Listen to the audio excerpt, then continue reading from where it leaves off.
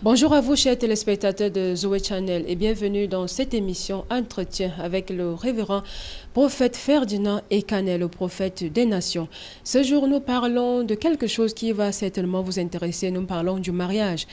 Les secrets d'un mariage réussi, c'est de cela qui sera question tout au long de cette émission avec l'homme de Dieu en tant que homme de l'Éternel, en tant que personnalité dans l'Église. Comment est-ce qu'il perçoit le mariage et quelles sont les clés pour que vous puissiez entrer dans un mariage réussi? Parce qu'on s'est rendu de plus en plus compte que les mariages, notamment les mariages chrétiens, voilà, vont un peu à la dérive. Il y a les divorces à gauche, il y a les divorces à droite. Alors, vous qui êtes enfant de Dieu et qui n'êtes même pas enfant de Dieu, comment faire pour éviter cela? Donc, restez scotchés, ne quittez pas. La suite, c'est avec l'homme de Dieu. Homme de Dieu, bonjour. Bonjour à vous. Voilà, nous parlons aujourd'hui du mariage. Et on reconnaît déjà que le mariage, c'est une institution. C'est la première institution qui a été donnée par le Seigneur. En tant qu'homme de Dieu, comment est-ce que vous percevez le mariage? Voilà, le mariage, pour moi, est une bénédiction. Il faut dire que c'est l'une des premières bénédictions que Dieu ait donnée à l'humanité. Et dans le jardin d'Éden, le mariage était la troisième bénédiction que l'homme ait eue dans le jardin d'Éden. La première étant la vie que Dieu avait donnée à l'homme en faisant de l'homme l'image et la ressemblance de Dieu. Et la deuxième bénédiction, c'était le pouvoir créationnel, l'opportunité que Dieu donnait à l'homme de donner les noms à tous les animaux. Et la troisième bénédiction dans le jardin, c'était le mariage justement. Donc, le mariage est une institution divine, une bénédiction que Dieu a donnée à l'homme pour accomplir une prophétie. Allez, multipliez-vous, remplissez la terre et la sujettissez. Et que pensez-vous, avant d'entrer dans le vif du sujet, que pensez-vous de ceux qui disent que le mariage est un mal nécessaire et que ce n'est pas une fin en soi? Je pense déjà que le mariage n'est pas une fin en soi. Parce qu'il y a des personnes, des chrétiens, qui sont prêts à rétrograder parce qu'ils n'arrivent pas à avoir un mari ou bien une femme. Donc c'est une mauvaise façon de concevoir le christianisme. Je pense que si on prend le mariage comme un mal nécessaire, c'est une mauvaise philosophie de voir le mariage. On doit plutôt considérer le mariage comme étant une bénédiction de Dieu pour notre vie. Et c'est la vérité. Et il faut aussi comprendre que le mariage vient pour accomplir une prophétie que Dieu a donnée à l'humanité. Allez multiplier, vous remplissez la terre, l'assujettissez. Donc, c'est pour dire que celui qui se marie se conforme encore davantage au plan de Dieu pour l'humanité. Et restons donc dans le cadre du mariage bénédiction. Et nous parlons notamment aujourd'hui des secrets d'un foyer réussi. Et dans ce cas, on s'est rendu compte que beaucoup de mariages battent de l'aile aujourd'hui, même les mariages chrétiens qui devraient être des modèles, mais qui ne le sont pas aujourd'hui. Et on s'est rendu compte que c'est peut-être c'est déjà au niveau du choix même du conjoint. Parce que déjà, si à la base, le mariage est mal pris, donc ça veut dire qu'il n'y aura pas un succès. Alors, voilà pourquoi on aimerait avoir votre avis aujourd'hui. Comment faire le bon choix déjà? Je pense que le succès du mariage ne dépend pas sur le choix, ou bien l'échec d'un mariage ne dépend pas du choix, mais dépend des personnes, des principaux acteurs. Et ça veut dire qu'on peut choisir n'importe qui? Oui, on peut choisir n'importe qui pour femme, on peut choisir n'importe qui pour homme.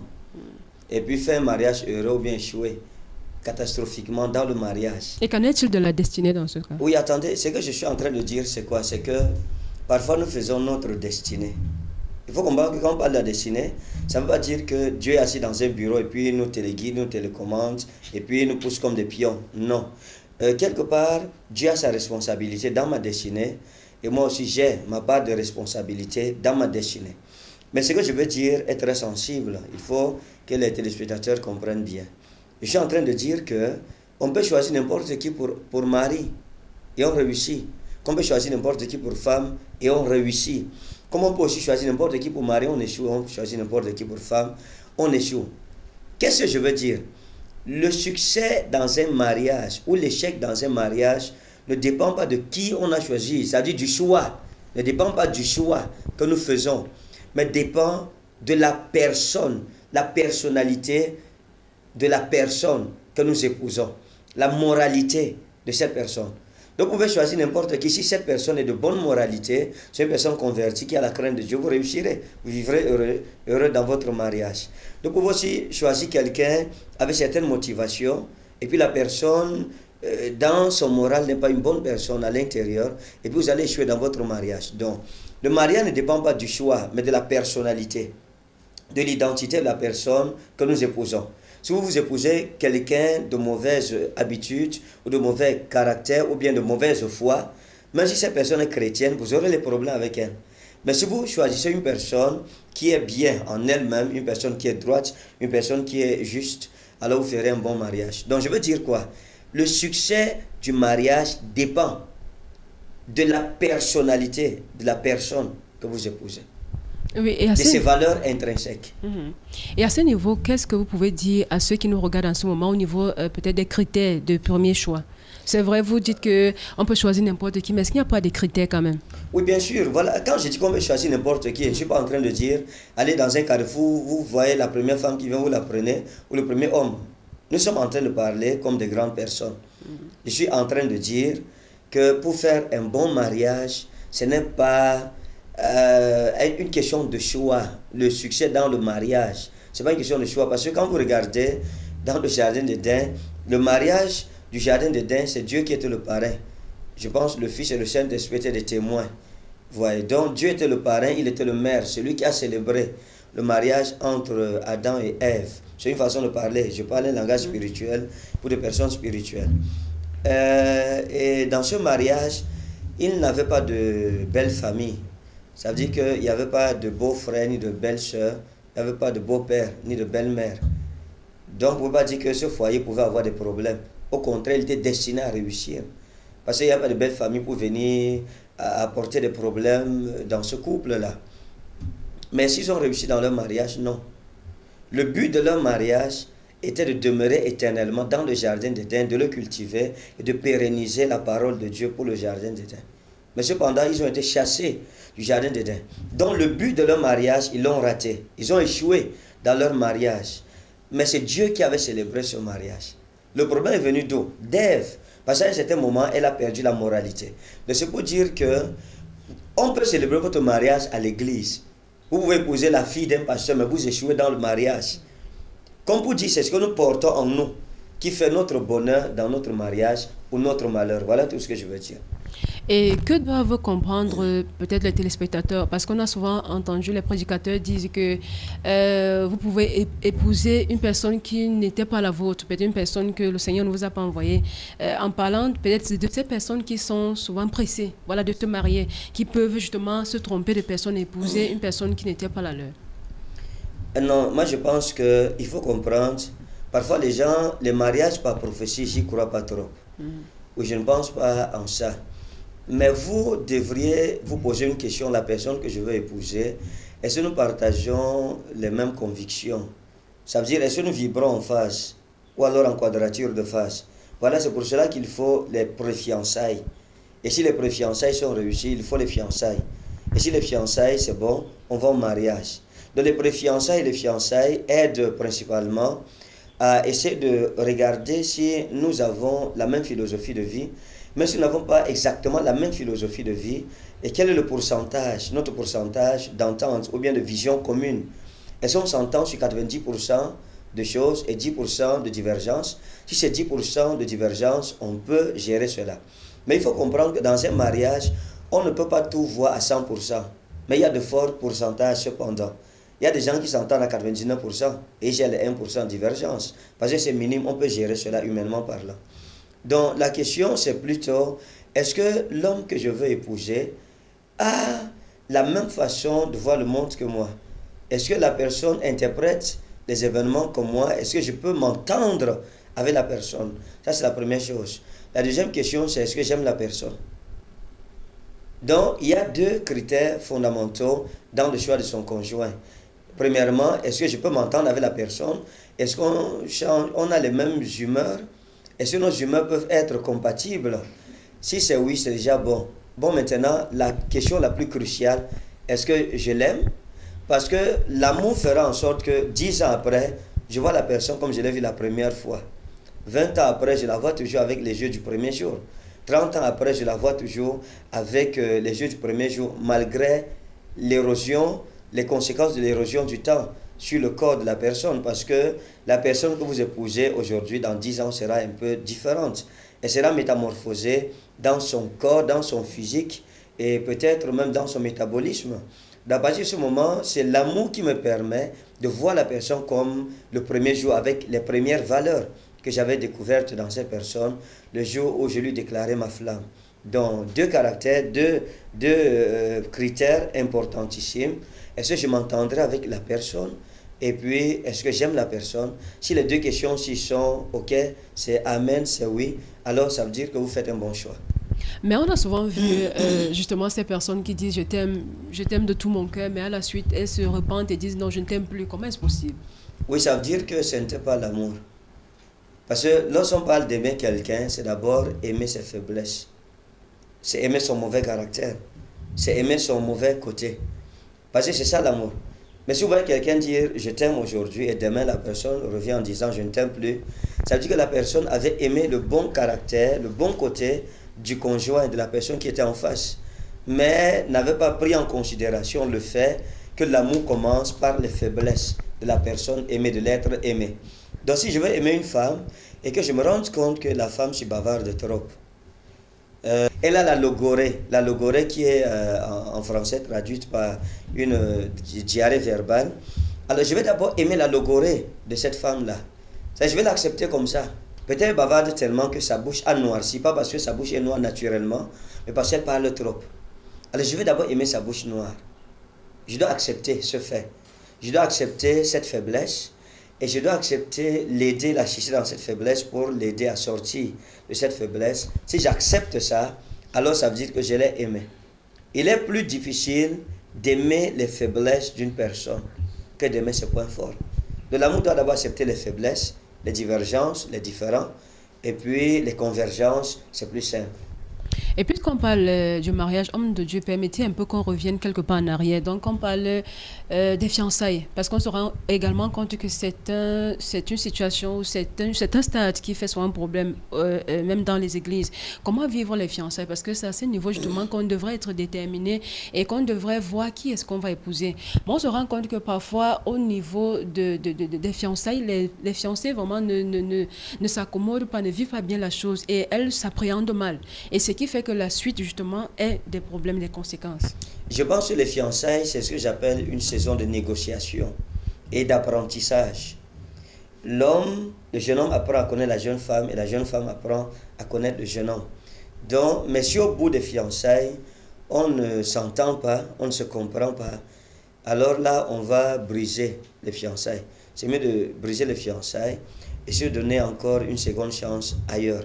Donc c'est une période où on essaie de se comprendre, de s'étudier mutuellement. On va à l'école de l'autre, à l'école de l'être aimé, de l'être qui nous est cher. Et on essaie de se poser la question, est-ce que je pourrais accepter vivre avec cet être? Est-ce que je pourrais supporter ses points faibles? Est-ce que nos divergences seront supportables pour moi et acceptables? Si la réponse est oui, ça veut dire qu'on peut s'engager. Mais si la réponse est non, c'est mieux d'arrêter. Donc pour moi, des fiançailles, c'est un moment de négociation où on se dit, ok, on va voir si on peut s'entendre, si on peut vivre ensemble, si on peut se marier. Mais si ça ne donne pas, on arrête. Et puis on peut garder de bonnes relations et chacun va chercher à refaire sa vie ailleurs. Oui, et j'aimerais également qu'on revienne un peu, qu'on éclaircisse certains points. Parce qu'il y en a qui ont l'habitude de dire, du moment que j'ai l'intention d'épouser la personne, on peut vivre ensemble. Non. Pourquoi? Et si ça ne fonctionne pas, vous allez faire comment? Et quand bien même ça fonctionnerait, c'est mieux d'attendre. Ça veut dire que quand fiancé ne veut pas dire c'est votre femme. Pour qu'une femme soit appelée votre femme ou un homme votre mari, il faut qu'il ait doté, qu'il ait fait le mariage traditionnel. Et puis, dans notre cadre, qu'il soit aussi allé à la mairie. Voilà, et que l'Église vous aide en célébrant votre mariage, donc en reconnaissant votre mariage officiellement. Mais avant ça, vous n'êtes pas marié. Personne n'a le droit sur l'autre. Donc il faut attendre. Mais aujourd'hui, c'est difficile de voir des jeunes gens qui sont fiancés, qui ne se connaissent pas. La plupart du temps, il faut aussi comprendre que le mariage est devenu une espèce menacée, en voie de disparition. Donc le mariage aujourd'hui fait partie du patrimoine à protéger. Et ça fait que quand une jeune femme qui a attendu le mariage toute sa vie a l'occasion de voir un homme qui vient demander sa main, elle est pressée à tout lui donner. Or, si vous donnez tout à un homme qui est encore en train de chercher votre main, vous le donnez à votre pied, vous donnez votre tête et votre corps, qu'est-ce qu'il cherchera encore en vous? Et beaucoup de jeunes femmes ne comprennent pas que c'est en se livrant à ceux qui viennent pour les épouser qu'elles gâtent elles-mêmes l'occasion de se marier. Parce que le jeune homme, vous n'êtes plus un mystère pour lui. Vous n'êtes plus une conquête. Or, aussi longtemps qu'une femme est comme une conquête, elle est comme un jardin scellé, elle est comme une terre inexplorée, alors le jeune homme voudra explorer ce jardin. Et si la femme se laisse toujours dans cet enclos de mystère, alors le jeune homme va tout faire rapidement. Il va aller au village rapidement, il va payer la dot rapidement, parce qu'il veut déceler le puits scellé. Il va tout faire et puis il va déceler le puits. Mais si avant même qu'il ne demande la main, vous allez déceler le puits, alors finalement, parfois l'on devient paresseux. Ok, on va aller, oui, on ira, etc. Non, je n'ai pas assez d'argent, etc. Parce qu'en réalité, vous lui avez déjà donné. C'est qu'une femme, une épouse, doit donner à un mari. Et justement, à ce niveau, on a donc l'habitude de rencontrer les hommes qui disent que comment être sûr que peut-être tu vas enfanter, donc il faudrait que tu me fasses d'abord un enfant. Après 1, 2, 3, le troisième vient. Et on se retrouve qu'on n'est pas marié. Même lorsqu'on se marie, on se retrouve avec certaines difficultés. Déjà, je vais dire aux femmes, si un homme vient vous demander la main en vous disant après cela qu'il faut qu'on teste d'abord pour voir si tu donnes les enfants, chassez-le. Il n'est pas sérieux. Il ne cherche pas une épouse, mais une pondeuse. Ça veut dire qu'il veut faire les enfants. C'est son objectif. Vous voyez? Il veut vous utiliser pour atteindre un objectif. Or, vous devriez être l'objectif de celui qui va vous épouser. Si j'étais une femme, j'allais être très compliqué avec les hommes. Sincèrement. Donc, c'est pour dire quoi? C'est pour dire que si un homme vient vous demander la main, il vous dit qu'il veut d'abord voir si vous donnez les enfants ou pas. Dites-lui que vous n'êtes pas une marchandise qu'on teste. Ça veut dire que vous n'êtes pas à goûter. Si vous êtes à prendre ou à laisser, il n'y a pas, on ne goûte pas avant. Donc, qu'est-ce que je veux dire? Je veux simplement dire que un homme ne devrait pas aimer une femme, a priori parce que cette femme va lui faire des enfants. Non, je vous aime. Pourquoi? Parce que je vous aime tel que vous êtes. Pas parce que je cherche un intérêt dedans. J'ai aimé mon épouse, pas parce que j'attendais les enfants d'elle. Si elle ne m'avait pas donné d'enfant, je l'aimerais avec le même amour, avec la même flamme, avec la même âme, avec la même détermination, avec la même passion, etc. Dieu nous a donné des enfants, c'est une bénédiction. On t'y amène à cela. Donc on n'épouse pas une femme parce qu'on veut des enfants. Ça, c'est pas un homme. Homme de Dieu, comment expliquer le fait que le mariage soit un peu une denrée rare aujourd'hui? Je pense qu'il y a plusieurs raisons. Mais je pense à mon niveau que la raison fondamentale, c'est l'inconversion de la majorité de ceux qui viennent à l'église. Je donne un exemple. Vous voyez un jeune homme qui abandonne le monde, il donne sa vie à Jésus et il se repent de sa mauvaise vie. Il n'est plus dans la vie de débauche. Il mène une vie d'abstinence. Il y aura une pression sur lui de se marier. Alors il va se marier très tôt, par crainte pour le Seigneur et par crainte de retomber dans le péché. Mais cependant, si vous avez un jeune homme qui vient à l'église, mais qui a des copines au quartier, ou bien une soeur qui vient à l'église peut-être dans la chorale, mais elle a des copains dans le quartier, au quartier, et puis ils s'amourachent ensemble, ils partagent le plaisir sexuel ensemble, il n'y aura pas une urgence pour se marier.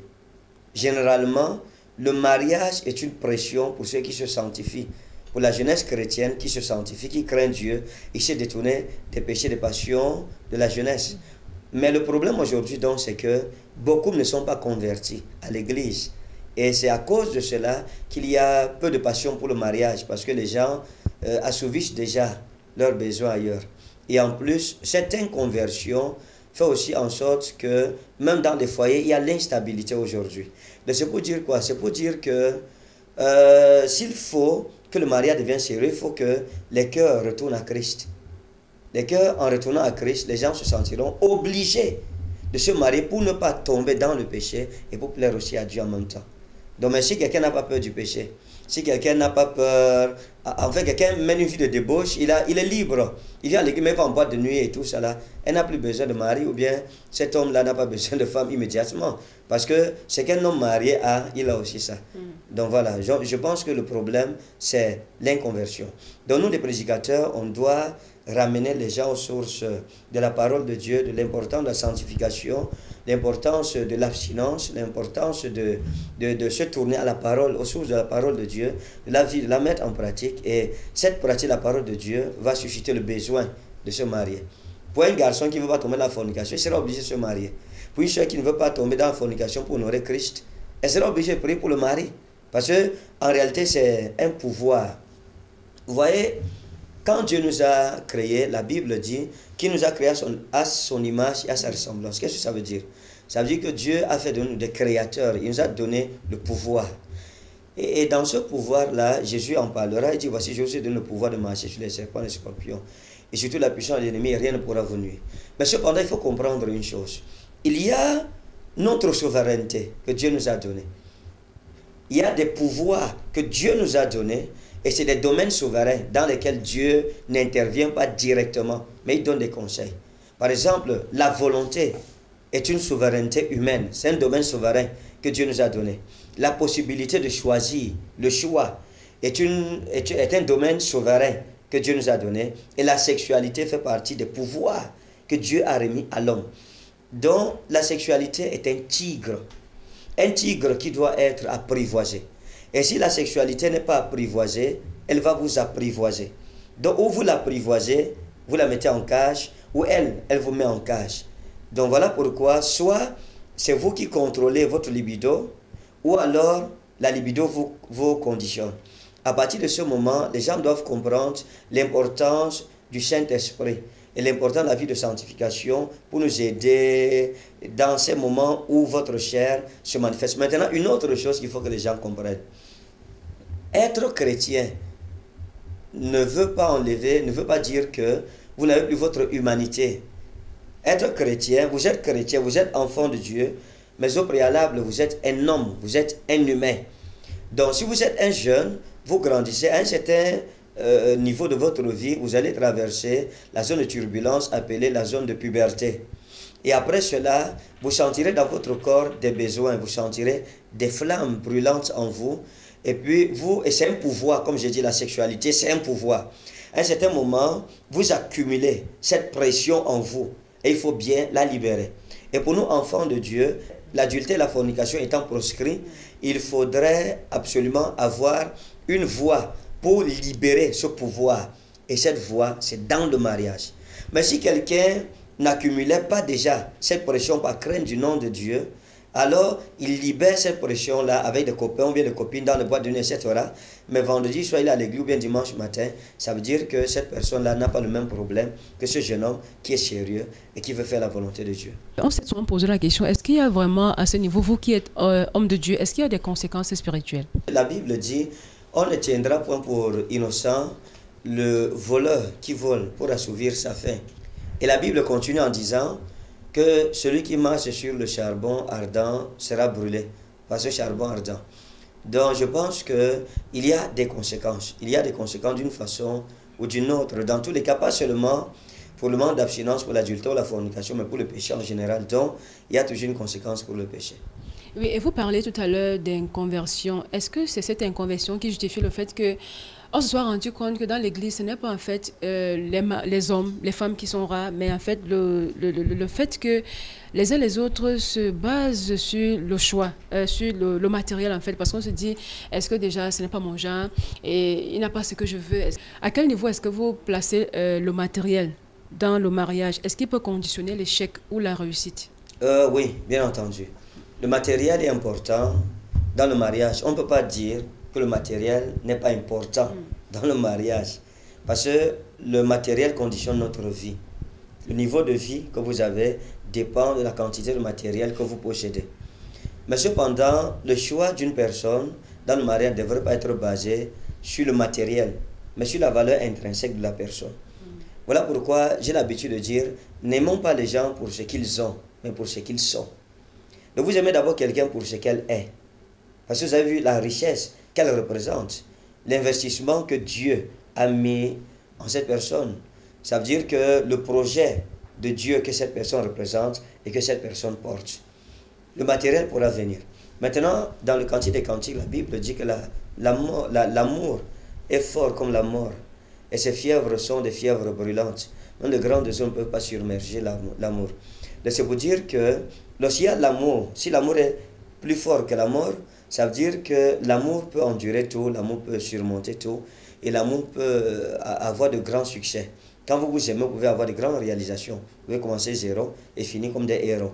Donc c'est pour simplement dire à nos téléspectateurs qu'il faut aimer les gens pour ce qu'ils sont d'abord. Parce que quand vous regardez une personne, qu'est-ce que vous voyez en elle? Je me souviens quand mon épouse m'a vu, elle n'a pas vu ce jeune homme chétif, à l'aspect squelettique, l'aspect jugal et uxorilocal, mortuaire ou morbide ou fantomique ou fantasmagorique. Mais elle a perçu en moi la valeur de la richesse que Dieu avait investie en moi. Et puis elle m'a aimé, elle m'a dit, je crois en toi et je sais qu'avec toi, Dieu nous amènera très loin. C'est une femme visionnaire. Et je la loue pour cela. Donc, beaucoup de femmes aujourd'hui veulent voir à ce qui est physique et matériel. Et Dieu pourrait même cacher la destinée de votre homme pour tester votre humilité et voir si vous êtes vraiment prête pour le mariage. Un jeune homme pourrait venir avec des babouches trouées, demander votre main, et puis vous refusez parce que vous regardez à aujourd'hui, pourtant son lendemain est meilleur. Je connais beaucoup de jeunes gens à qui se sont même mariés et après les sœurs ont dit non vraiment, je ne voulais pas épouser un pauvre comme toi. Dès qu'ils se sont séparés, la sœur est partie, ils ont divorcé et le mari, Dieu l'a élevé hautement. Et puis la sœur, le temps de dire, ah, il s'est remarié et la vie continue. Donc moi je pense que c'est un peu cela. Donc il faut connaître l'identité spirituelle de votre conjoint, de l'homme que vous voulez épouser, de la femme que vous voulez épouser. Donc il faut être un visionnaire. Le mariage c'est pour les visionnaires, ce n'est pas pour les enfants. J'ai l'habitude de dire le mariage c'est pour les grands. Quand je parle de grands, je ne parle pas de grands en âge, mais de grands dans leur tête.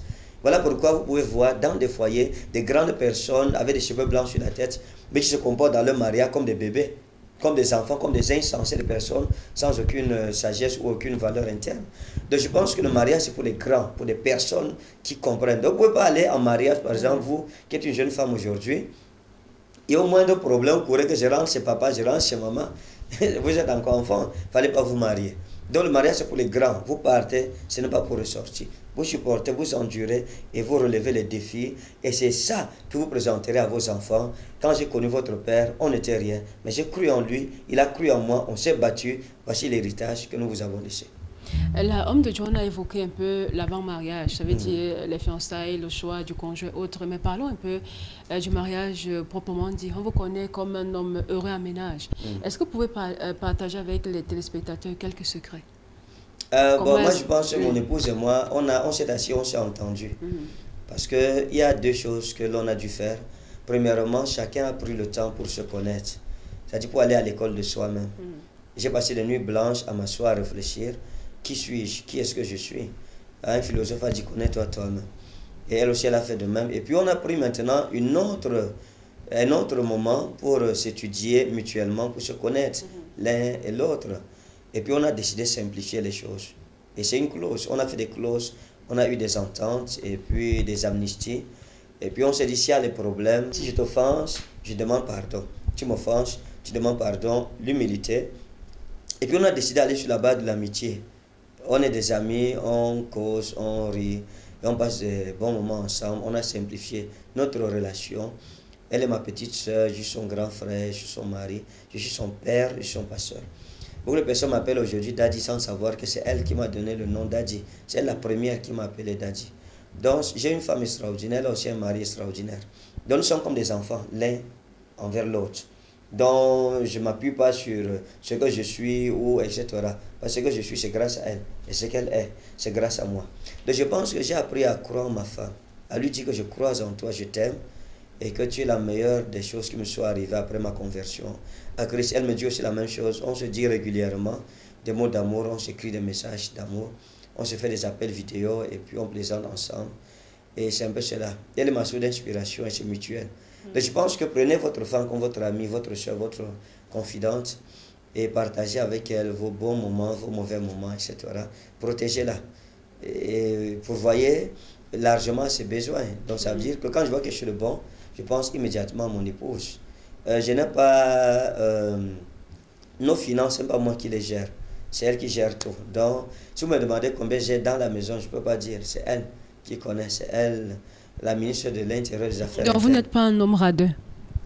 Comment ça veut dire quoi? Ça veut dire chiche, parce qu'il y en a, on a constaté qu'il y a des hommes qui ont un peu comme l'abcès au cou de ces qui Non, mais écoutez, vous êtes chiche envers votre femme, c'est que vous êtes fini. Comment quelqu'un peut être chiche envers sa femme? Ça n'a pas de sens. Prenez un exemple, vous êtes un salarié, votre femme ne connaît pas votre salaire. Ça veut dire que là-dedans, il faut prier pour elle. Elle est dans des problèmes sérieux. Donc moi, je pense qu'il faut tout partager avec sa femme. Et ma femme sait que je lui fais confiance et c'est pour ça qu'elle s'exprime. Elle s'exprime et puis le génie qui en elle se manifeste et puis c'est ça.